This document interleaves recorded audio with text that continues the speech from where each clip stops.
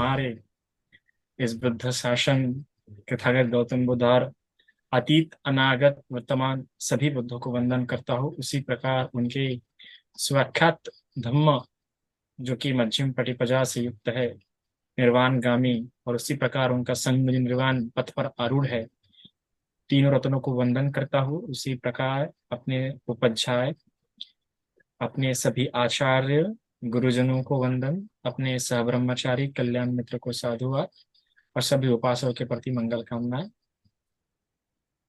आज से हमारा जो सुत्त है वो पढ़ना आरंभ होंगे सही मायने में। अब तक हमने सुत्त की जो पार्श्वभूमि, अर्थात कि वो सुत्त की उत्पत्ति कैसे हुई, सुत्त किसके द्वारा किसके लिए अस्तित्व में आया, उस सुत्त का क्या महत्व है, ये सब हमने इस सुत्त के बारे में जाना। सुत्त नहीं जाना, सुत्त के बारे में जाना। अभी तक जो हमारे पांचों के पांचों लेक्चर्स हो चुके हैं वो सिर्फ सुत्त के बारे में जाना, और अभी वो सुत्त क्या है वो सुत्त को जानेंगे। ये सुत्त पूर्ण रूप से 12 गाथाओं में है, जिसको हम 38 मंगल गाथा भी कहते हैं। और हर एक गाथा में तीन तीन व्यक्ति के लिए मंगल बताए गए हैं, उपदेशित किए गए हैं और निर्देशित किए गए हैं। किस प्रकार से आप पालन करेंगे तो आपका क्या होगा, मंगल होगा। देखा जाएगा तो ये तीन तीन के सेट में भी है।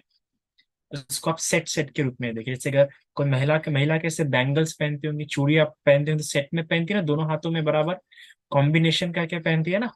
एक हाथ में कम एक हाथ में ज्यादा ऐसे तो नहीं पहनती है। एक हाथ में अलग कलर एक हाथ में एक अलग कलर ऐसा पहनती है क्या, नहीं, उससे कॉम्बिनेशन होता है, कॉम्बिनेशन करके पहने तो ही वो सूट करती है ना, दिखने में भी अच्छी होती है। तो इसीलिए ये जो मंगल है ये अभी तीन तीन के सेट में बताए गए हैं, है ना। और वो तीन तीन के सेट में भी ऐसे बताया कि पहले ये, बाद में ये, फिर ये। तो उसी सेट के हिसाब से आपकी प्रायोरिटीज अर्थात प्राथमिकता किसको देनी है वो भी बुद्ध ने बताया है। यह महामंगल सूत्र की सबसे सुंदर बात है कि प्राथमिकता के अनुसार यह पूरा जो सूत्र है उसको रचा गया है। उसका जो ऑर्गेनाइजेशन है, उसका जो अरेंजमेंट है वो इसके अनुसार है, और इस क्रम को बड़ा समझिए। तो इस पूरी गाथा में जो है हमें देखते हैं कि 12 गाथा है।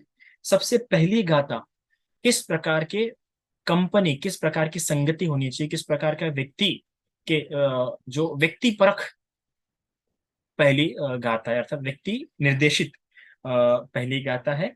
दूसरी गाथा जो है इस महामंगल सूत्र में, वह बताती है किस प्रकार के प्रत्यय, किस प्रकार के कारणों से व्यक्ति के जीवन में सुख आता है, अर्थात किस प्रकार के कारणों की या वातावरण की आवश्यकता होती है। तो दूसरी जो गाथा है वो कारण बताती है, सुखी जीवन के भौतिक कारण। तीसरी जो गाथा है वह कला, किस प्रकार कला का महत्व है और किस प्रकार की कला व्यक्ति ने सीखनी चाहिए वह बताती है। चौथी गाथा जो है पारिवारिक कर्तव्य जो होते हैं उसके प्रति निर्देशित करती है, उसके प्रति कर्तव्य बोध कराती है और प्राथमिकता बताती है कि उस पारिवारिक कर्तव्य में भी किस प्रकार के कौन से कर्म को प्रथम प्राथमिकता होनी चाहिए। इसके अलावा छठवीं गाथा में जो कर्म निर्देशित अर्थात जो पुण्यमय कर्म है, किस प्रकार के पुण्यमय कर्म व्यक्ति ने बार बार करते रहने चाहिए, वो छठवीं गाथा में बताया गया है। सातवीं गाथा में जो बताया गया कि संयम किस प्रकार का होना चाहिए, किन बातों पे व्यक्ति ने संयम करना चाहिए और कौन सी बातें उसको संयम करने के लिए आवश्यक होती है, वह बताया गया है। आठवीं गाथा में जिसमें बताया गया है कि आध्यात्मिक उन्नति, या आध्यात्मिक उन्नति के लिए किन बातों से प्रेरणा मिल सकती है और आध्यात्मिक उन्नति के लिए किन किन प्रेरणाओं की आवश्यकता होती है, वो आठवीं गाथा में बताया गया है। इसके अलावा नवीं गाथा भी उसी रूप में आध्यात्मिक प्रेरणा के लिए निर्देशित की गई है।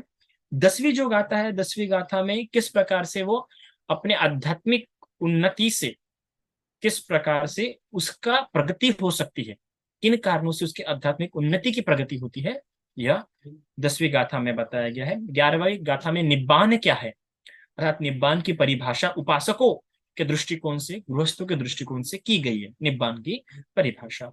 और 12वीं जो गाथा है उसमें उसका उसका जो लाभ और उसका उद्देश्य बताया गया है। इस प्रकार 12 गाथाओं से युक्त यह महामंगल सूत्र है। तो उसी सूत्र की शुरुआत की आज सबसे पहली गाथा हम जानने वाले हैं। सबसे पहली गाथा क्या कहती है, असेवनाच बालानन प्रथम पंडितानंच सेवना पूजा च पूजनीयानम एतं मंगल उत्तम। अर्थात इन तीन बातों को पालन करने से व्यक्ति का क्या होगा, मंगल होगा। और किस प्रकार का मंगल होगा, कोई साधारण रूप से मंगल नहीं होगा, तो मंगल में भी जो उत्तम है, जो श्रेष्ठ मंगल कहने योग्य है, उस प्रकार का मंगल होगा। और किन किन तीन बातों से, असेवनाच बालानंद, सबसे पहली जो है असेवनाच, दूसरा पंडितानंद च सेवनम, तीसरा पूजा च पूजनीय। ये तीन बातें क्रम में देखिए, पहले असेवनाच है, ठीक है। अब भगवान की शिक्षा का जो क्रम होता है, भगवान जब भी कुछ निर्देशित करते हैं तो पहले अपनी शिक्षा में यह बताते हैं कि क्या छोड़नी चाहिए। पहले विरति की बात भगवान बुद्ध सिखाते हैं। पहले भगवान बुद्ध बताते हैं कि आप इन इन बातों से दूर रहो। जैसे अगर आपको कोई रास्ता पूछता है तो आप उसको क्या बताएंगे, देखो आपको इस रास्ते पे नहीं जाना है। सबसे पहले हम ये निर्देशित करते हैं। तो ये भगवान के द्वारा ही शुरुआत हुई है, भगवान ने ऐसे बताना शुरू किया है। आज भी जितने भी मोटिवेशनल स्पीकर्स है, अर्थात जो प्रेरणा भरने के काम करते हैं, जितने भी स्पीकर्स होते हैं मोटिवेशनल, वो आपको सबसे पहले, चाहे वो स्टीव जॉब्स हो या बिल गेट्स हो, आपको पहले यही बताएंगे कि क्या नहीं करना चाहिए। डूज एंड डोंट्स में पहले डोंट्स, अर्थात क्या नहीं करना चाहिए, पता होना चाहिए। भगवान बुद्ध की शिक्षा यही है, सेवनीय असेवनीय, क्या सेवन करने योग्य है और क्या सेवन करने योग्य नहीं है, इन बातों का ज्ञान ही व्यक्ति की प्रज्ञा है। और इन इन बातों से जो प्रज्ञा उत्पन्न होती है, वो प्रज्ञा से जो ज्ञान आता है, असेवनीय सेवनीय का, यही उसका ज्ञान है। तो इसलिए यह बातें पता होना आवश्यक है। तो गाते की शुरुआत यही से होती है, सेवनीय असेवनीय से। क्या सेवन करने योग्य है, अर्थात क्या स्वीकार करने योग्य है, क्या धारण करने योग्य है और क्या धारण करने योग्य नहीं है। पर इन दो बातों में भी सबसे पहले व्यक्ति को यही जानना चाहिए, व्यक्ति को यही समझना चाहिए कि मैंने क्या नहीं करना चाहिए। पहले ये उसका बोध होना जरूरी है। उदाहरणार्थ, अगर आप कुछ पढ़ते भी है, अगर आप स्टडी स्किल्स को देखेंगे, तो आप जब पढ़ने जाते हो, कुछ पढ़ने जब किताब खोलते, सिलेबस देखते, तो उसमें पहले ये देखें कि मुझे क्या क्या नहीं पढ़ना है। जब आप ये देख लेते कि मुझे क्या क्या नहीं पढ़ना है, तो जो बच गया वो पढ़ना है, अपने आप पता चल जाता है ना। उसी प्रकार से और एक उदाहरण स्पष्ट होता है कि आप ऐसा कीजिए, अगर आप कीचड़ में खड़े हैं, कीचड़ में खड़े हैं और आप अपने ऊपर पानी डाल रहे हैं साफ करने के लिए खुद को, तो आप साफ हो पाएंगे क्या? नहीं, क्योंकि आप पहले ही कीचड़ में खड़े हैं। तो पहले कीचड़ से बाहर निकलिए। कीचड़ से बाहर निकलने के बाद अगर आप पानी डालेंगे तो आपके पैर भी साफ हो जाएंगे, शरीर भी साफ हो जाएंगे। तो उसी प्रकार असेवनाच, पहले असेवन क्या करना है, क्या सेवन नहीं करना है, वो जानने से, उससे दूर होने से जो बच गया वो सच्चाई है, वो पुण्य नहीं है। इसलिए इस शिक्षा की शुरुआत, सुत्त की शुरुआत, इसका तो सुत्त की पहली गाथा में पहले बताया गया असेवनाच, कि इन बातों का सेवन मत कीजिए। तो किन बातों का सेवन मत कीजिए? तो बालानंद। अब देखिए, ये तीन प्रकार के व्यक्ति समाज में पाए जाते हैं, किसी भी समाज में, कहाँ का भी समाज हो, किसी भी धर्म को, किसी भी पंथ को मानने वाला समाज क्यों ना हो, तीन तरह के व्यक्ति होते हैं। एक मूर्ख व्यक्ति होता है, हर समाज में कोई ना कोई मूर्ख होता है, हर घर में भी कोई ना कोई मूर्ख होता है, और हर व्यक्ति में भी कोई ना कोई मूर्खता वाली हरकत होती ही है, वो मूर्खता वाली हरकत करता ही है। तो एक तो मूर्ख व्यक्ति होता ही है, कुछ लोग समाज में, कुछ लोग मूर्ख होते हैं। दूसरा, पंडित अर्थात विद्वान, ज्ञानी। हर समाज में कुछ ऐसे लोग भी होते हैं कि ज्ञानी होते हैं, ऐसा नहीं कि किसी भी समाज में पूरे मूर्ख, पूरे ज्ञानी नहीं होते। तो कुछ ऐसे लोग भी होते हैं कि ज्ञानी होते हैं, जिसे हम पाली साहित्य में पंडितानंद कह सकते हैं। और तीसरे, पूजनीय, अर्थात आदर करने योग्य, सम्मान देने योग्य। हर समाज में तीन तरह के लोग होते हैं, मूर्ख, ज्ञानी और आदर करने योग्य। और इसी तीन बातों को जब व्यक्ति समझ जाता है किसी भी समाज में रहते हुए, तो उसके आधे से ज्यादा समस्याएं, सामाजिक हो या व्यक्तिगत हो, समाप्त हो जाती है। सबसे पहला याद रखिएगा यही है, व्यक्ति की, क्योंकि आप एक सामाजिक प्राणी है। समाज शास्त्र में आप सभी ने पढ़ा होगा कि व्यक्ति जो है, मानव जो है, सामाजिक प्राणी है। A man is a social animal. सामाजिक प्राणी से हम समाज में रहते हैं, समाज में रहते हुए कई सारे व्यक्तियों के साथ हमारा संपर्क आता है, और उन व्यक्तियों के संपर्क में आने से ही जैसे व्यक्ति रहेगा उस प्रकार का सुख दुख, लाभ हानि हमें प्राप्त होती है, क्योंकि हम अपना मार्ग ही व्यक्ति देख के, समाज देख के चूज करते हैं। तो इसलिए समाज में रहते हुए आपको व्यक्ति की पहचान होनी चाहिए। आपको पता होना चाहिए कि क्या, किस व्यक्ति के साथ रहना है, किस व्यक्ति के साथ नहीं रहना है। क्योंकि घर की समस्या तो हम घर में रह के सुलझा सकते हैं, घर के पारिवारिक लोग हमारी हेल्प कर सकते हैं, पर बाहर का व्यक्ति तो हमें लूटने के लिए, हमें ठगने के लिए, हमें पीछे करने के लिए तैयार रहता है ज्यादातर व्यक्ति। अगर आप गलत व्यक्ति के साथ चले गए तो वो हमें ठगेगा, वो हमें लूटेगा। इसलिए भगवान बुद्ध सूत्र में सबसे पहले व्यक्ति से ही शुरू कर रहे हैं। क्योंकि आप अगर ज्ञानी होंगे पर मूर्खों की संगति करना शुरू करोगे तो आपका ज्ञान अज्ञानी अज्ञान बन जाएगा, है ना। किसी दार्शनिक ने बहुत प्यारा कहा है कि अगर एक विद्वान व्यक्ति मूर्ख के साथ संवाद कर रहा है तो अपने स्तर को, अपनी बुद्धिमत्ता को उस मूर्खता के स्तर पर लाके रखता है। एक बार क्या हुआ कि दो व्यक्ति इस प्रकार विवाद करने लगे। एक कहने लगा कि कौवा काला होता है, एक कहने लगा कौवा गोरा होता है। दोनों का बात चलता रहा चलता रहा चलता रहा, नहीं हुआ तो आखिर में राजा के पास ले गए।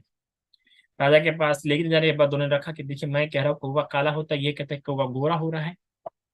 तब राजा कहता है चलो ठीक है बाबा, सुन लिए तुम्हारी बात। तो राजा अपने सिपाही को कहता है कि ये जो कह रहा है ना कि कौवा काला होता है, इसे तुम 100 कोड़े मारो पहले तो, और इसको जाने दो। वो हैरान होता है कि राजा आप ऐसा क्यों कर रहे हैं? आप मतलब आप बिना तहकीकात लिए, मतलब बिना कुछ, आप मुझे ही क्यों मारे? आप भी जानते हैं कौवे काले होते हैं।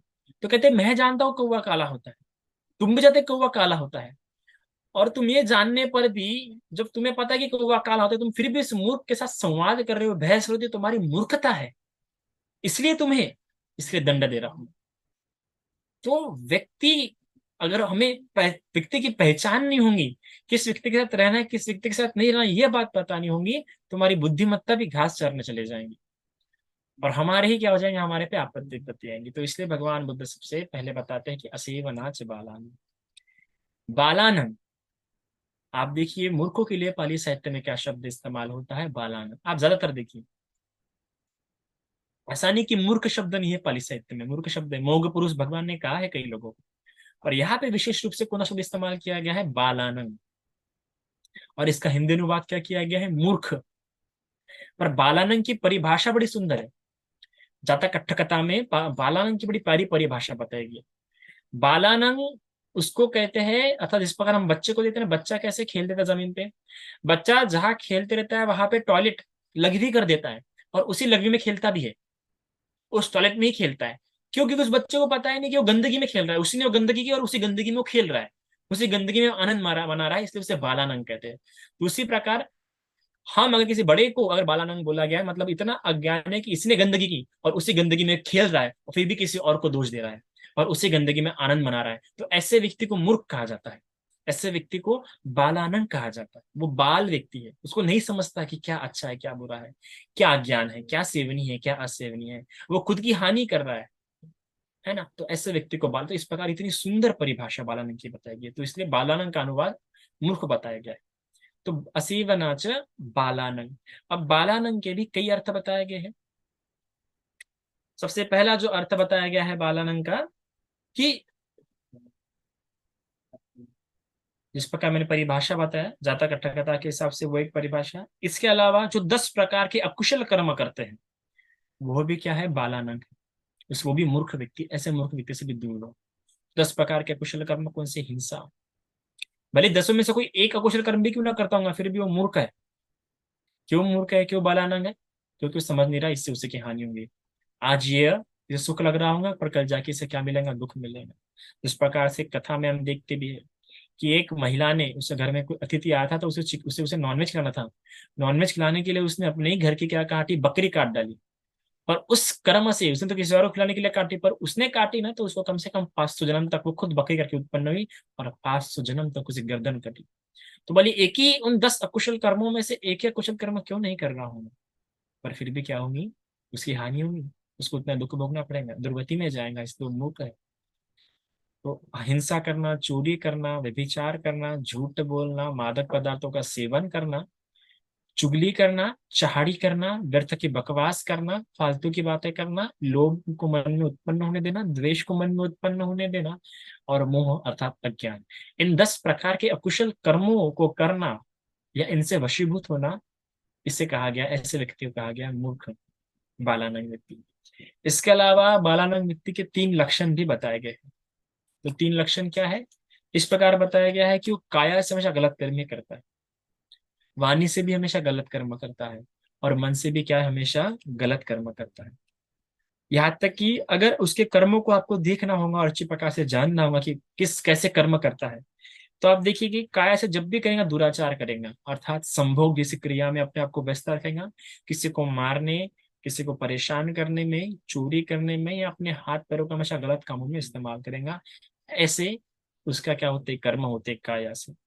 वाणी से हमेशा दुराचार ही बोलेगा, जब भी बोलेगा बुरा ही बोलेगा। कहते हैं ना, जब भैंस पूछ उठाएंगे तो गोबर ही करेंगी, ऐसे वाली बात। जब भी मुंह खोलेगा किसी को मुंह दुखाने वाली ही बात करेगा, किसी को टॉन्ट ही मार देगा। मतलब अपनी वाणी से दुराचार ही करने वाला है, ऐसा व्यक्ति मूर्ख है। ये उसका कैसे उसके कर्म होते हैं। मन से भी दुराचार करेंगे, मन से भी किसी ना किसी के प्रति बुरा विचार करते ही रहेगा, तो इस प्रकार के उसके कर्म होते हैं। व्यवहार कैसा होता है उसका, अगर आप उसके व्यवहार देखेंगे तो वो कटुभाषी होता है। व्यवहार में कैसा होता है, कटुभाषी होता है। स्वयं का काम होगा तो वो अच्छे से बोलेगा, पर अगर आप उसके पास अपने काम के लिए जाएगा तो कटुभाषी में आपसे बात करेगा। यह भी क्या है, बालानंद मूर्ख व्यक्ति की एक व्यवहार व्यवहार की निशानी है। इसके अलावा कायिक से भी दुष्टतापूर्ण युक्त रहेगा। और अपराध, अर्थात कि वो जो भी कर्म करेगा, अपने अपराध को कभी भी अपना अपराध नहीं मानेगा। अर्थात अगर उसने अपनी कोई गलती किया होगा तो अपनी गलती को गलती समझता ही नहीं है। देखते होंगे ना आप, कई सारी आप जब उस किसी से बात करके आपको लग रहा है, कह रहे हैं कैसे इंसान है तो अपनी गलती समझ ही नहीं रहे, तो मूर्ख व्यक्ति है।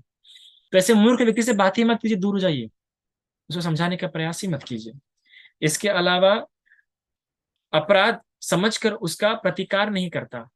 अपराध तो अपनी गलती मानता ही नहीं है, पर इसके अलावा क्या होता है कि उसका प्रतिकार भी नहीं करता, विरोध भी नहीं करता। किसी और को गलती करते हुए देखता है, इवन अपनी गलती का ही प्रतिकार नहीं करता। वो ऐसा प्रयास नहीं करता कि मैंने ये काम छोड़ देना चाहिए, वो उसी काम में अपना मन लगा के रखता है। इसके अलावा कोई दूसरे उसको जब समझाने का प्रयास करते हैं ना तो उन्हें भड़क जाता है। होंगे ना ऐसा, आपने कई सारे लोग देखे होंगे, समझाने का प्रयास करते हैं तो भड़क ही जाते हैं। ये मूर्ख व्यक्ति है। ऐसे व्यक्ति को समझाने का प्रयास ही मत कीजिए। कई सारे लोग मुझसे सवाल पूछते कि बनते मैं समझाने की कोशिश करती हूँ पर नहीं समझता, तो दूर हो जाइए। तो मूर्ख है, बालानंग है। और बालानंग के प्रति भगवान ने साफ कर दिया, असेवन, सेवन ही नहीं करना, रही ही मत। इसके अलावा उसकी जो विचार करने का जो तरीका होता है, जो मूर्ख व्यक्ति का, वो किस प्रकार के विचार करता है कि वो सूक्ष्म प्रश्नों पर विचार नहीं करता। सूक्ष्म रूप से किसी चीजों पर जाके नहीं देखेगा। जैसे कि कोई व्यक्ति, जैसे अगर कोई इकोनॉमिक्स हो, बिजनेस मैन, तो कितना सूक्ष्म रूप से विचार करता है, एकदम से कर देगा कि कोई काम। जो एकदम से करते हैं काम बिना विचार के, समझ जाइए वो मूर्ख व्यक्ति है ना। सूक्ष्म रूप से विचार ही नहीं करते वो। इसके अलावा सूक्ष्म रूप से विचार कर उत्तर भी नहीं देते। हमने बहुत बार सुना होगा बचपन में, first think and then speak, कि पहले विचार करो और फिर बोल, पर बिना विचार के ही बोल देंगे। इस प्रकार से उनका क्या, ये व्यवहार होता है, विचार करने का तरीका होता है। पर अगर कोई सावधान व्यक्ति होगा तो अपने शब्द भी नाप तोल के बोलेगा। जैसे कि हम अगर किसी बड़े बंदे से बात करते हैं तो हम पहले, अगर हम कुछ रिमाइंड दिला रहे हैं, अगर हम बंदे को कुछ याद दिला रहे हैं तो पहले क्षमा मांगेंगे, बनते क्षमा चाहता हूँ पर ऐसा ऐसा आपने कहा था। तो हम उसको वो बोलने के लिए हमें डर लगता है। जैसे कि अभी मैंने एक बंदे को पीडीएफ मांगा था, मुझसे बड़े काफी बड़े बंदे थे, तो उन्होंने मुझे कहा था कि मैं शाम को भेजता, कल शाम को भेजता, कल के पहले बोला था। तो भी मैंने कल बंदे को रिमाइंड नहीं किया, एक दिन होने देता। फिर आज मैंने बंदे को क्या किया, एक दो दिन होने दिया। एक दिन होने के बाद मैंने बंदे को क्या किया, रिमाइंड किया। और रिमाइंड करने में मुझे डर लग रहा था मैं किन शब्दों में बंदे को रिमाइंड करूँ। फिर ही मैंने बड़ा, क्योंकि काम था, आवश्यक काम था, तो पहले क्षमा मांगी। उस मैसेज को ऐसा टैग किया, टैग करते हुए कहा, क्षमा चाहता हूँ बंते जी, पर आपने कहा था, बस इतना। आगे मुझे इतना डर लग रहा था। इतना जो पंडित व्यक्ति होता है, जो बुद्धिमान व्यक्ति होता है, वो शब्दों को नाप तोल के इस्तेमाल करता है, विचार कर करके वो इतना करता है। तो ये उसका एक लक्षण होता है। पर मूर्ख व्यक्ति सोच समझ के नहीं बोलता।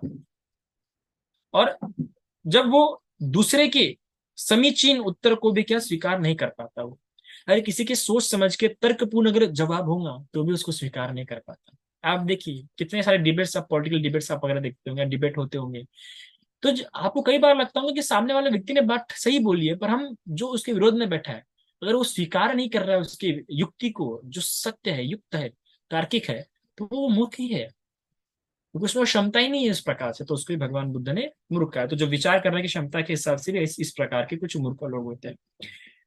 इसके अलावा हम देखते हैं कि साधना, अगर कोई साधना करने के लिए बैठता है और साधना करते हुए वो उसके काया कर्म, वाणी कर्म और मन कर्म ऐसे होते हैं कि उसको यहाँ साधना में बाधा ही आते हैं। इसके अलावा जो मूर्ख व्यक्ति होता है, जब भी कोई कार्य करता है, आप देखिए, मूर्ख व्यक्ति जब भी कोई कार्य करेगा, अक्सर उसे कार्य में कोई ना कोई गलती हो ही जाती है। उसके कार्य हमेशा ऐसे होते हैं, उसके कार्य उसे डांट दिलाती है, फटकार दिलाती है। तो इस प्रकार के मूर्ख है। इतने प्रकार के लक्षण होते हैं मूर्खों में, इतने प्रकार के लक्षणों से आप उस मूर्ख व्यक्ति को क्या कर सकते हैं, जान सकते हैं। और इस मूर्ख व्यक्ति के प्रति बहुत ही स्पष्ट पाली साहित्य में कहा गया है कि ऐसा जो मूर्ख व्यक्ति होता है, क्या होता है कि ये सड़ी हुई मछली मछली के समान है। आप सोचिए, मूर्ख व्यक्ति के लिए कौन सी उपमा इस्तेमाल की गई है? सड़ी हुई मछली। सड़ी हुई मछली किसी दुर्गंध मारती है, कितनी बदबू आती है। तो उसी प्रकार ये मूर्ख व्यक्ति है। और बता रहे हैं कि जो मूर्ख व्यक्ति की संगति करता है, जो मूर्ख व्यक्ति के साथ रहता है, समझ जाइए कि इस प्रकार किसी पॉलिथीन में जब हम सड़ी सड़ी हुई रखते हैं ना मछली, ताकि उस पॉलिथीन को हम हाथ लगा दें फिर भी, तो वैसी जिस प्रकार से सड़ी हुई मछली उस पॉलिथीन में रखी गई है, तो उस पॉलिथीन से वैसी बदबू आती है, वो पॉलिथीन भी गंदी हो जाती है, वो पॉलिथीन फिर से इस्तेमाल करने योग्य नहीं रहती है। तो वही व्यक्ति जो मूर्खों की संगति करता है, वो इस पॉलिथीन समान हो जाता है। इसके अलावा हम देखते हैं कि अगर किसी लकड़ी को, अगर उस किसी लकड़ी से अगर उस सड़ी मछली को टच भी करेंगे ना, तो उस लकड़ी की बदबू आना शुरू हो जाती है। ऐसा ही मूर्ख व्यक्ति होता है। इस ऐसे मूर्ख व्यक्ति से थोड़े क्षण के लिए भी रहेंगे ना, आप थोड़े क्षण के लिए भी चर्चा भी करेंगे ना, तो आपका मन व्याकुल हो जाएगा, आपका मन परेशान हो जाएगा। आपके मन में फिर वही बातें चलेंगी, यार उसने ऐसा बोला, उसने वैसा बोला, तो आपकी भी गुण, आपकी भी जो प्रक्रिया है, वो सारे वैसे हो जाते। तो इतना विचित्र उदाहरण इसके लिए इस्तेमाल किया गया है, कैसी सड़ी हुई मछली के समान। और भगवान कहते हैं कि इस दुनिया जितने भी शोक है, भय है, दुख है, उपद्रव है, ये सभी के सभी इन मूर्खों के कारण से है। सही में। आज जो भी भयजनक स्थितियां उत्पन्न हो रही है, चाहे किसी की हिंसा की हो, किसी की हत्या की हो, या चाहे वो लूट मार की हो, टेररिज्म हो, ये सभी कौन कर रहा है? मूर्ख लोग कर रहे हैं ना। ये लोग, इनको पता नहीं कि इनके कर्म का कितना दुष्परिणाम है। अगर इनके कर्मों का परिणाम इन्हें पता होता, तो अब विचार कीजिए कि इस प्रकार के कर्म करते। तो भगवान सही कह रहे हैं कि ये भय, उपद्रव, खतरे जितने भी है, ये सभी इन मूर्ख लोगों के कारण है। पंडित लोगों के कारण मूर्ख खतरे वगैरह, उपद्रव कभी नहीं होते। इसके अलावा भगवान बुद्ध बताते हैं कि ये जो मूर्ख होते हैं, ये मूर्ख इतने दयनीय होते हैं, इतने मतलब इनके ऊपर आप करुणा भी नहीं कर सकते। क्योंकि अगर आप इनमें करुणा करना चाहेंगे, तो आप पे इनकी करुणा क्या हो जाएंगी, हावी हो जाएंगी। इस प्रकार से देखने में आता है। इसलिए एक एक बार जब एक प्रकार के ऋषि थे, अविनित पंडित करके एक ऋषि थे, उन ऋषि को जब इंद्र वर दे रहे थे, तो इंद्र कितना प्यार, कितना सुंदर तरीके से उसे बताते हैं कि देखो ना, मूर्ख व्यक्ति को देखना चाहिए, देखो भी मत मूर्ख व्यक्ति। अगर आपको दिख रहा हो ना, अपनी आंखें फेर लो, क्या पता वो मूर्ख व्यक्ति आप पे आरोप लगा दे या कुछ और ही समझे। तो मूर्ख व्यक्ति को देखना भी नहीं चाहिए, बात भी नहीं सुननी चाहिए। आपको कोई बात ही बता रहा है ना, उसकी बात भी मत सुनो। कोई काम भी बता रहा है, वो ऐसा काम बताएंगे, उससे काम से आपकी हानि होगी, उसका काम भी नहीं सुनना चाहिए। और ना ही उसका वास करना चाहिए, उसके साथ रहना भी नहीं चाहिए। बिल्कुल ही मत रहिए मूर्ख व्यक्ति के साथ। और ना ही उसकी सेवा करनी चाहिए, उससे दूर रहना चाहिए। तो क्यों? इंद्र को वो पंडित पूछता है कि ऐसा क्यों कह रहे हो, क्यों तुम ऐसा कह रहे हो कि मूर्ख की संगति नहीं करनी चाहिए, मुझे रहना नहीं चाहिए, देखना नहीं चाहिए, क्यों ऐसा बोल रहे हैं? तो कहते हैं ये जो जितना ये जो मूर्ख लोग होते हैं, ये क्या होते हैं, हमेशा विनाशकारी होते हैं। ऐसे कर्म करेंगे जिससे क्या आएगा, हमेशा विनाश आएगा। इसके अलावा ये क्या होते हैं, व्यक्ति को उसके उत्तरदायित्व से दूर लेके जाते हैं। अर्थात उनके जो, अगर मैं किसी मूर्ख व्यक्ति की संगति करता हूँ, मैं आज जिम्मेदार हूँ अपने परिवार के प्रति, अपनी पढ़ाई के प्रति मैं जिम्मेदार हूँ। अगर मैं मूर्खों की संगति करता हूँ, तो मैं अपने उत्तरदायित्व से हट जाता हूँ। आप देखिए, जितने भी युवा है जो अपनी जिंदगी में नहीं बन पाए हैं, अपने मित्रों के कारण नहीं बन पाए हैं, अपने मित्रों की संगति कर करके नहीं कर पाया। अगर कोई बच्चा पढ़ाई करने बैठा, तो उसका मित्र से लगा चल, तो उसे घूम के जाते हैं, तुरंत वो उठ के भी चला जाता है, अपने उत्तरदायित्व दायित्व से हट गए। शराब पीने वाले अपने मित्रों के साथ जाके शराब पीते हैं, तो अपने उत्तरदायित्व को भूल जाते हैं। क्यों? इस फंक्शन में चले जाएंगे, पति लोग शराब पी के गाड़ी चलाते हैं, भूल जाएंगे, अरे वापस परिवार के साथ आए, परिवार के साथ जाना है, पर फिर भी शराब पी, क्योंकि मित्र मिल गए। चलो शराब पी लेते हैं। तो ये जो मूर्ख लोग है, मूर्ख व्यक्ति दूसरे व्यक्ति के जो उत्तरदायित्व है उनसे दूर उसको करा देता है। इसके अलावा दुराचारी होते हैं, दुश्शील होते हैं, और वो सामने वाले को भी दुश्शील पद पे क्या होते हैं, लेके जाते हैं। ठीक बात कहने पर भी, अगर आप उन्हें कोई ठीक बात कहते हैं, उन्हें कोई अच्छी बात समझाते हैं, तो उस पे वो जल्दी क्रोधित हो जाते हैं। इसलिए भी इनसे दूर रहना चाहिए। विनय को नहीं मानते, विनय को नहीं जानते, विनय को पालन नहीं करते। इसलिए मैं कहता हूँ कि इन मूर्ख व्यक्ति से क्या रहना चाहिए, दूर रहने चाहिए। ये मूर्ख व्यक्ति है जिनके लिए क्या होता है, संसार चक्र काफी लंबा होता है, जिनको लगता है जिंदगी काफी बड़ी है। देखो ना, कई सारे लोग कहते हैं, अरे यार जिंदगी बहुत बढ़िया है यार, आराम से जियो, ऐश करो, मौज करो। तो मूर्ख व्यक्ति के जैसे तकिए हुए के लिए एक योजन लंबा होता है, उसे मूर्ख व्यक्ति के लिए संसार बहुत लंबा होता है, क्योंकि वो संसार में भटकते ही रहता है, इस जन्म से उस जन्म, उस जन्म से उस जन्म। तो यह मूर्ख व्यक्ति होता है। इसके अलावा भगवान बुद्ध बताते हैं कि अगर तुम्हें कोई ज्ञानी व्यक्ति, कोई सब्रह्मचारी, शीलवान, समाधिवान, प्रज्ञावान नहीं मिला, तो अकेले घूमो, पर मूर्खों के साथ मत घूमो। यह भगवान बुद्ध उपदेश देते हैं।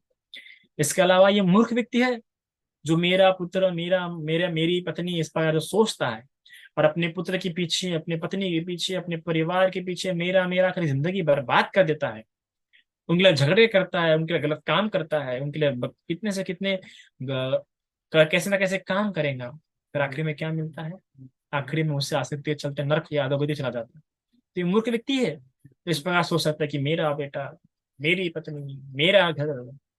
और पंडित व्यक्ति कभी नहीं सोच सकता कि ये मेरा है, ये मैं हूं। ये मूर्खों के लक्षण होते हैं।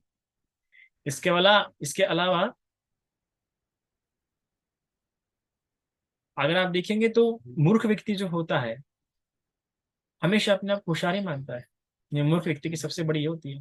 और भगवान बुद्ध बोलता है कि जो व्यक्ति अपनी गलती मान लेता है वो मूर्ख नहीं हो सकता, उतने में तो भी वो पंडित है। और जो गलती करने पर भी अपनी गलती को मानता नहीं होगा और अपने आप को होशियार मानता होगा, थोड़ा मूर्ख कोई नहीं, ऐसे व्यक्ति से दूर रहो, क्योंकि ऐसे व्यक्ति को आप समझा ही नहीं पाओगे। इसके अलावा जिस प्रकार से हम देखते हैं कि कल्च जो कलची होती है, जो चम्मच होता है, कढ़ाई में सब्जी में रहने पर भी या कढ़ी में रहने पर भी वो चम्मच उस सब्जी का कभी स्वाद नहीं ले पाते, उसी प्रकार जिंदगी भर कोई मूर्ख व्यक्ति पंडित व्यक्ति के साथ रह के भी पंडित से कुछ सीख नहीं पाता, उसकी सीखने की क्षमता नहीं होती है। ऐसा व्यक्ति क्या होता है, मूर्ख होता है। तो हम देख सकते हैं कि मूर्ख व्यक्ति कितने ही रूपों में, कितने ही तरीकों से क्या होता है, घिरा होता है, कितना ही पदभ्रष्ट होता है, कितना ही दुराचारी होता है। इसलिए मूर्ख व्यक्ति से दूर रहो, ऐसे व्यक्ति से आप कभी कुछ सीख ही नहीं सकते।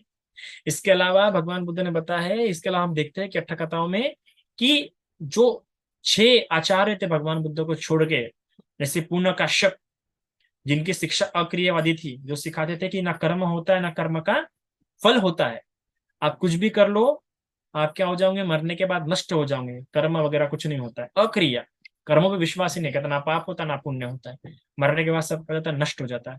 तो ऐसी शिक्षा देने वाले जो पूर्ण काश्यप थे, उनको ये भी क्या है, मूर्ख है, क्योंकि ऐसा व्यक्ति, ऐसी शिक्षा हमें कर्मों से दूर करते हैं, और कर्म ही नहीं करेंगे तो सुगति कहाँ से होंगे, निर्वाण कहाँ से प्राप्त होंगे। और आदि जो ऐसी बातें करते होंगे कि ना पाप है ना पुण्य है, मर के सब कुछ नष्ट हो जाना है, कुछ भी शेष नहीं रहता है, तो ऐसा व्यक्ति से आप दूर रहिए, ऐसे व्यक्ति के साथ संगति मत कीजिए, यह मूर्ख है।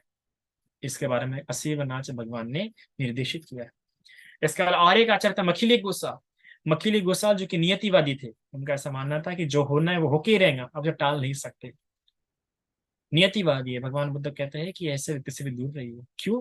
कि जो नियतिवादी होगा वो कर्मों पे क्या मानेगा, वो वर्तमान में क्या प्रयास कर सकता है, वो प्रयास वाला व्यक्ति उन्हें जो प्रयास नहीं है सकता। और भगवान बुद्ध की शिक्षा में प्रयासों को बहुत महत्व है, आरब्ध वीर के लिए कितना महत्व बताया।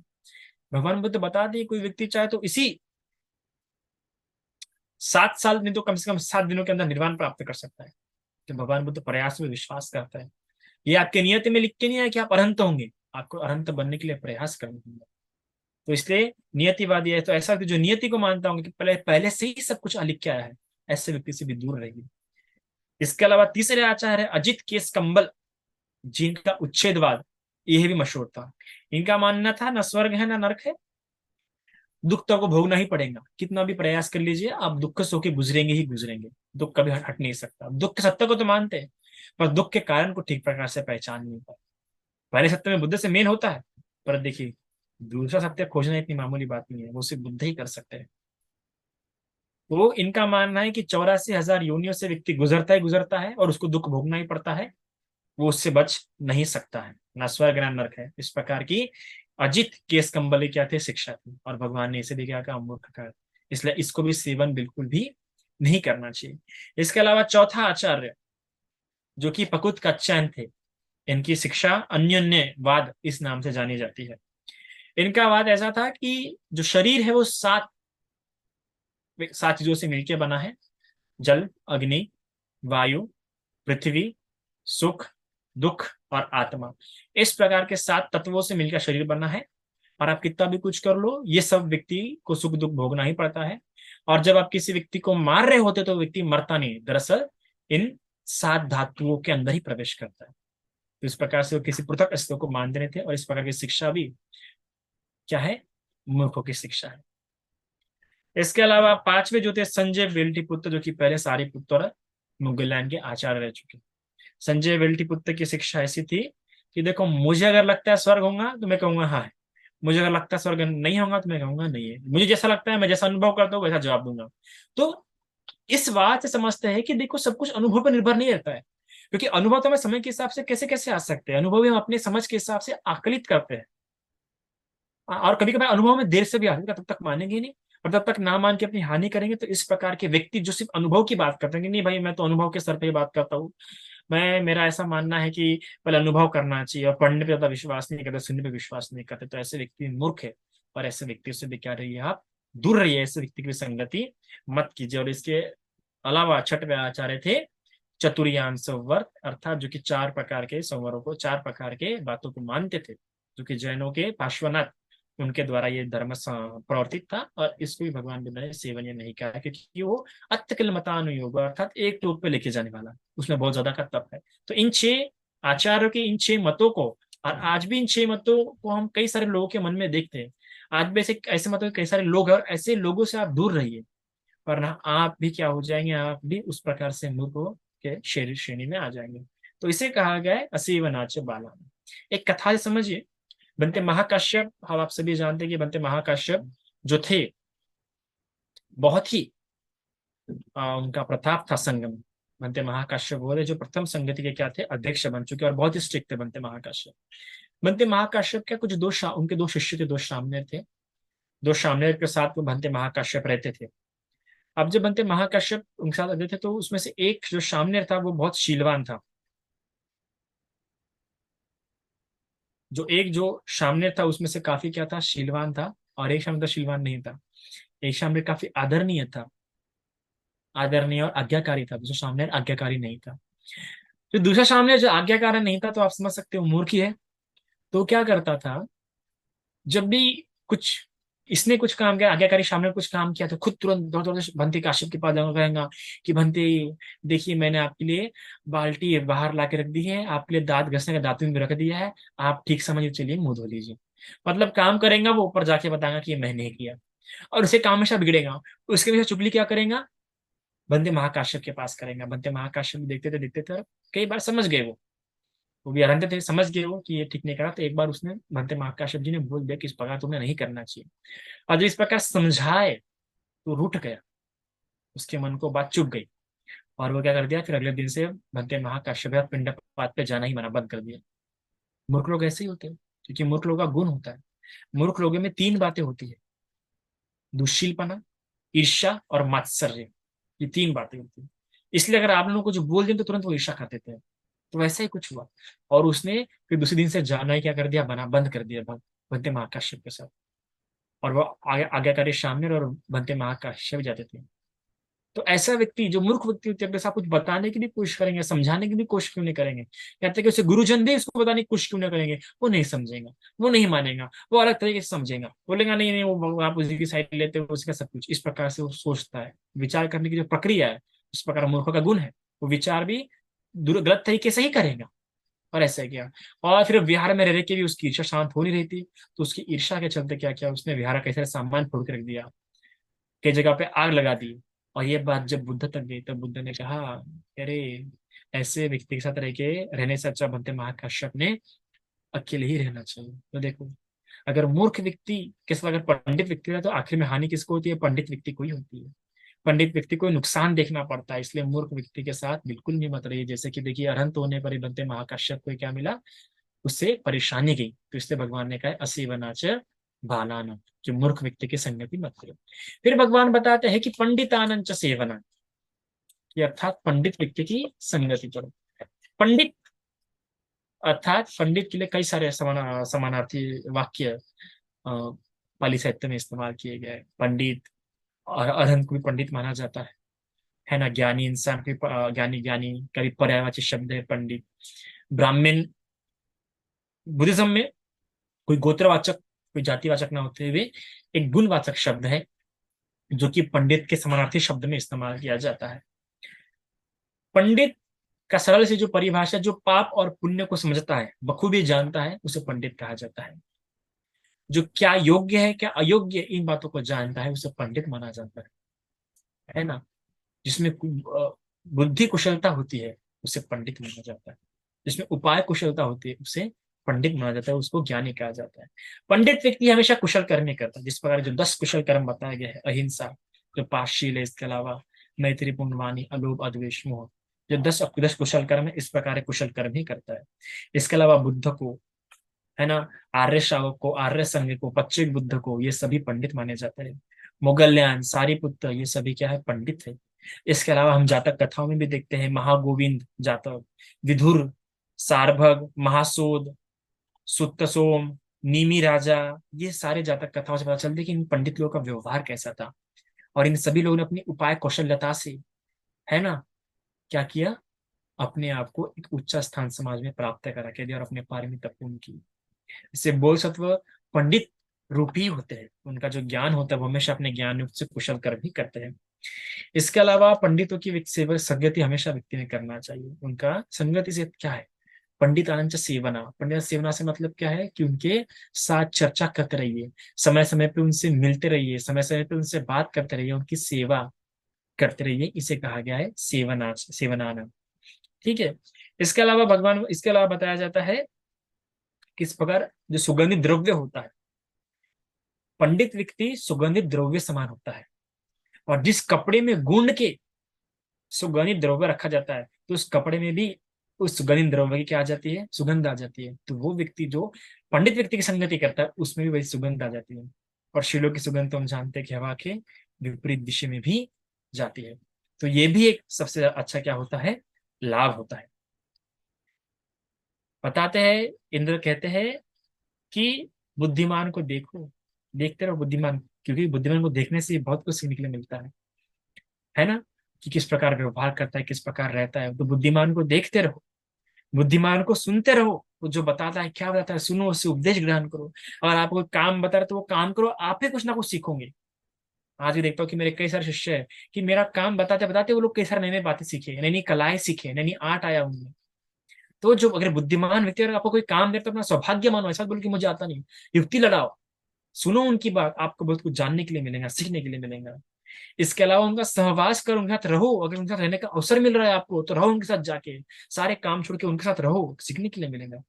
इसके अलावा उनके साथ संलाप करो, चर्चाएं करते रहो, बातें करो, फोन लगाओ, क्योंकि ऐसे अवसर बार बार नहीं आते।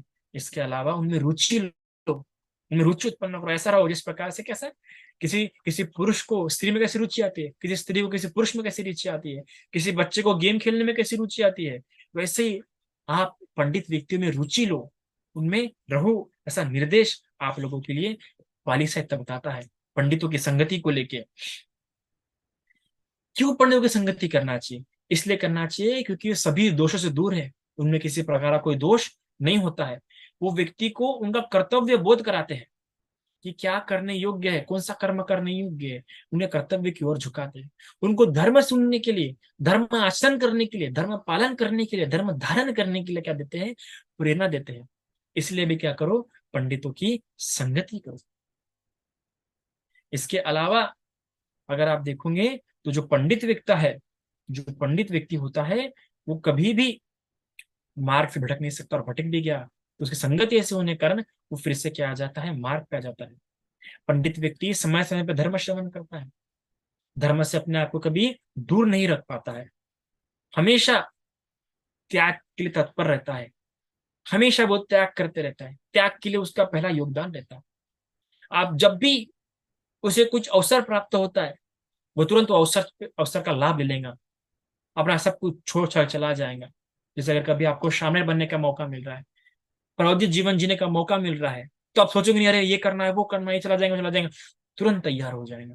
अगर वो फिर भी सोच रहा है कि अरे ये करना है वो कर रहा है, ये छोड़ नहीं रहे वो छोड़ नहीं रहे, तो आप पंडित नहीं, आप मूर्ख है। क्योंकि पंडित व्यक्ति अवसर देखकर अवसर का तुरंत लाभ ले लेता है, इसलिए अवसर कभी छोड़ना नहीं चाहिए, ये पंडितों का लक्षण होता है। कभी अधर्म से, गलत काम से संपत्ति की अर्जन नहीं करता है, यह भी एक पंडित व्यक्ति का क्या होता है, लक्षण होता है। इसलिए भी भगवान बुद्ध कहते हैं ना कि संसार का दुख सागर पार करने वाले बहुत कम होते हैं, ज्यादातर तो इस संसार के इसी किनारे में रुके हुए हैं। क्योंकि पंडित व्यक्ति ही बहुत दुर्लभ होता है, और ऐसे दुर्लभ व्यक्ति मिल गया तो उसका मत छोड़ो। इसलिए कहा गया है पंडित की क्या करो, संगति करो। कि पंडित व्यक्ति अच्छी बातों को भूलता नहीं, अच्छी बातों को क्या करता है, धारण करता है। जिस प्रकार की संगति किसकी थी, ज्योतिपाल ब्राह्मण की थी। जाति से शूद्र होने पर भी घटिकार घटिकार घटिकार कुम्हार जाति शूद्र था, पर फिर भी ज्योतिपाल ने उसको अपना मित्र बनाया था। और इसलिए ही क्या किया था, इसलिए उससे उस जन्म में बुद्ध के दर्शन भी हो पाए, संगति के कारण। वरना उस जन्म में उसे बुद्ध के दर्शन नहीं हो पाते। यह पंडितों की संगति होती है, जिसके कारण हम देखते हैं कि विशाखा की जो विशाखा के साथ 500 जो महिला रहते रहते थे, वो 500 के 500 महिला धर्म में प्रतिष्ठित हो गए। जिन्होंने शराब पी थी उनकी शराब छूट गई थी, ये विशाखा की संगति के कारण ही हुआ था। और कितने उदाहरण है। यह सारीपुत्र और मोगलयान का ही आश्रय था, जिसके कारण, सारीपुत्र के कारण ही जिन मूर्खों की संगति, जिस देवदत्त के बहकावे में आके वो सभी के सभी लोग निकल चुके थे, संघ को छोड़ के, संघ त्याग के देवदत्त के बहकावे में चले गए थे। फिर जब सारीपुत्र देवदत्त के पास गया, देवदत्त के पास रहा, और जब उपदेश देना शुरू किया, तो फिर उन धर्म को जाना, और फिर से जो 500 जो भिक्षु बुद्ध शासन को छोड़ चले गए थे, बुद्ध शासन में फिर से वापस आए। किसके कारण, पंडित सारीपुत्र के कारण। और पंडित को दिया हुआ दान फलदायी होता है। अरे सारीपुत्र को दिए हुए दान, मोगलयान को दिए हुए दान, भंते महाकाश्यप को दिए हुए दान, इन सभी को दान देने वाले लोग, कितने ही लोग ब्रह्मलोक में उत्पन्न हुए, कितने लोग तामंसा देवलोक में उत्पन्न हुए, कितने लोग शुद्धवासा ब्रह्मलोक अनागामी फल प्राप्त करके इस निर्वाण मार्ग पर लग चुके, और कितने लोग मुक्त हो चुके हैं। देखते हैं अपना अनाथ पिंडी का अपने मृत्यु के क्षण में जब सारीपुत्र के पास से उपदेश सुनता है, तो उसके आंखों से अश्रु निकल जाते हैं, और मृत्यु के बाद तावंसा देवलोक में उत्पन्न होता है। तो किसकी संगति के कारण, पंडित की संगति के कारण। पंडित की संगति थी, इसलिए मरते समय एक भिक्षु से घर में आया, और एक भिक्षु ने उसको आकर्षण की धर्म सुनाया। क्यों हो पाया, क्योंकि पंडित की संगति। देवदत्त जैसे मूर्खों की संगति मत करो, वरना नरक जाना पड़ेगा। तो इसलिए सेवन करो, अच्छे लोगों की संगति करो। और अच्छे लोगों की संगति नहीं करोगे तो आप कितनी बलवान, कितने भी रिद्धिमान, कितने भी ताकतवर, कितने बुद्धिमान क्यों ना दो, आपकी दशा अंगुली माल समान ना हो जाए। कितना बुद्धिमान था, कितना बलवान था वो, अपने गुरु का सबसे श्रेष्ठ शिष्य था, पर मूर्खों की संगति किया तो उसके दोस्तों ने उसको फंसाया, और आखिर में उसकी देखो कैसे अंगुली माल बन गया। इसलिए मूर्ख की संगति, इसलिए कहा गया कि मूर्ख की संगति से हमेशा आप पे विपत्ति आएंगे, आपत्ति आएंगे, इसलिए मूर्ख की संगति मत करो, पंडितों की संगति करो। पंडितों की संगति करते हुए साथ साथ पूजा च पूजनीय आनंद, जो पूजा करने योग्य है, अर्थात पूजा करने योग्य है। एक पुत्र के लिए माता पिता पूजा करने योग्य है, एक पत्नी के लिए पति पूजा करने योग्य है, एक भाई के लिए अपना बड़ा भाई पूजनीय योग्य है ना, एक शिष्य के लिए अपना उसका गुरु पूजनीय योग्य है। ऐसे जो पूजनीय लोग, और इसके अलावा जो 7 व्यक्ति है, बुद्ध, सोतापन्न, गुरुगामी, अनागामी, अरहंत, पच्चेक बुद्ध, ये सभी पूजनीय है। इनका आदर करो, इनका गौरव करो, जब जब गौरव करने का मिले तब तब गौरव करो, जैसे जैसे गौरव करने का मिले वैसे वैसे गौरव करो, जो जो देके गौरव करने का मौका मिले वो देके गौरव करो, क्योंकि यह अवसर बार बार प्राप्त नहीं होता। वह क्षमता भी व्यक्ति के पास बार बार नहीं होती, जैसा गौरव सुमन नाम के माली ने किया था। क्या किया था सुमन नाम के माली ने, सुमन राजा बिंबिसार के लिए पुष्प लेके जा रहा था, रोज वो पुष्प मंगाता था। तो रास्ते से जब जा रहा था तो उस रास्ते में बुद्ध को देख लिया, बुद्ध को आते हुए देख लिया, तो उसके मन में क्या विचार था, उसके मन में ये भी तर्क आता है कि अरे अगर मैं ये पुष्प राजा को दूंगा तो ज्यादा तो 2 आने 3 आने देगा, और अगर मैं ये बुद्ध को अर्पित करूंगा तो जन्म जन्म मेरा क्या हित होगा। भले ही राजा मुझे दंड देगा, जो दंड देना है देना है, इस जन्म देगा ना, या मरने तक ही देगा, मरने के बाद नहीं दे पाएंगे। सोचो अपने जीवन का भी परवाह ना करते हुए फूल, अपने जितने उसके हाथ में फूल लेते हैं, 8 मुट्ठी फूल लेके 8 स्थानों से भगवान की तरफ गोल गोल घूम के भगवान के ऊपर डालता है वो। उत्तर दिशा से, पूर्व दिशा से, पश्चिम दिशा से, ऐसे 8 दिशाओं से 8 मुट्ठी फूल वो बुद्ध पे डालता है, बुद्ध वर्षा करता है। इस प्रकार का गौरव क्या करता है, बुद्ध पे प्रकट करता है। और प्रकट करने के बाद बुद्ध पता है क्या कहते हैं, ये जो सुमन है ना, ये उसकी साकार मामूली मत समझो। इसने मेरा इस तरीके से गौरव किया है कि इस गौरव के कारण आज से 1 लाख कल्प बाद ये सुमन श्री नाम का 25 बुद्ध होगा। सोचो, सिर्फ एक फूल अर्पित करने से, 8 मुट्ठी फूल अर्पण करने से 1 लाख कल्प के बाद वो 25 बुद्ध होने वाला है। इसके अलावा तब तक 1 लाख कल्प तक दुर्गति में उत्पन्न नहीं होगा। भगवान ने कहा ये सुगति में या मनुष्य लोक में उत्पन्न होता रहेगा। सोचो, सिर्फ क्या करने से, पूजा से पूजनीय अथवा पूजा करने योग्य की पूजा करने से।